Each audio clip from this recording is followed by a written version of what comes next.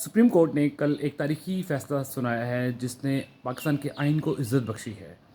بلا شبہ یہ کسی پولیٹیکل پارٹی کی جیت یا ہار یا کسی ایک فرد کی ہار یا جیت نہیں ہے، یہ آئین کی جیت ہے۔ اس حوالے سے ہم تمام انڈیویجولز جو ہیں وہ اپنی کوئی نہ کوئی پولیٹیکل رائے رکھتے ہیں، پولیٹیکل بلانگنگز رکھتے ہیں مختلف پارٹیز کے ساتھ، لیکن جو سب سے بڑی کمی ہماری اکثریت میں ہے وہ ہے ریشنل اپروچ کا نہ ہونا۔ اور ریشنل اپروچ کے نہ ہونے سے ہوتا یہ ہے کہ ہم مس گائیڈ ہوتے ہیں، مس لیڈ ہوتے ہیں، اور جس وجہ سے جو بھی گورنمنٹ اقتدار میں آتی ہے اس کی جو اکنامک ڈائریکشنز ہیں اس کو ہی نہیں سمجھ پاتے، اور ان ڈائریکشنز کو نہ سمجھنے کی وجہ سے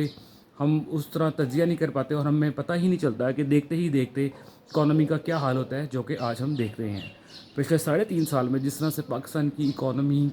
کو ہٹ پڑا ہے، پاکستان کی تاریخ میں ایسا پہلے کبھی نہیں تھا۔ مسلسل پر کیپٹا انکم میں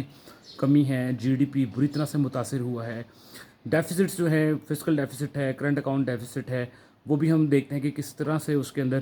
برا اثر آیا ہوا ہے۔ اسی طرح ہماری اکانومی کے حوالے سے جو روپی ڈیپریسیشن ہے 50 سے 55% ڈالر میں اب پرائز ہے، جو کہ پاکستان کی تاریخ میں یا کسی بھی ڈیولپنگ اکانومی میں ایسا نہیں ہوتا۔ ڈیولپنگ اکانومیز میں ڈالر میں جو اپریسیشن یا ڈیپریسیشن امپیکٹ ہوتے ہیں وہ ایک نیچرل امپیکٹ ہوتے ہیں، لیکن وہ انفلیشن کو بیس کر کے ہوتے ہیں۔ لیکن اس طرح کا جو چینج آتا ہے وہ کبھی کسی بھی ڈیولپنگ اکانومی کے اندر آج تک نہیں آیا۔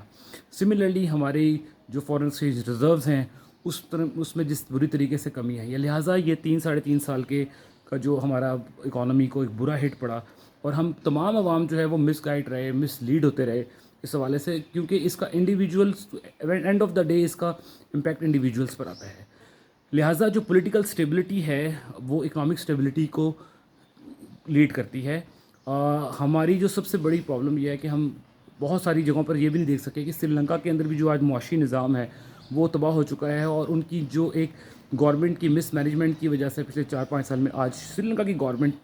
جو سری لنکا کی اکانومی ہے وہ دیوالیہ ہو چکی ہے۔ اور انٹرنیشنل مبصرین جو ہیں، جو اکانومسٹ ہیں، اینالسٹ ہیں، وہ پاکستان کی اکانومی کا کمپیریزن سری لنکا سے کر رہے ہیں۔ یہ حالات ہیں ہمارے معاشی صورتحال کے، لہٰذا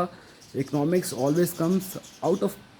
پالیٹکس کی اسٹیبلٹی جو ہے وہ اکنامک اسٹیبلٹی کی طرف لے کر جاتی ہے۔ موجودہ صورتحال میں تو جو ہو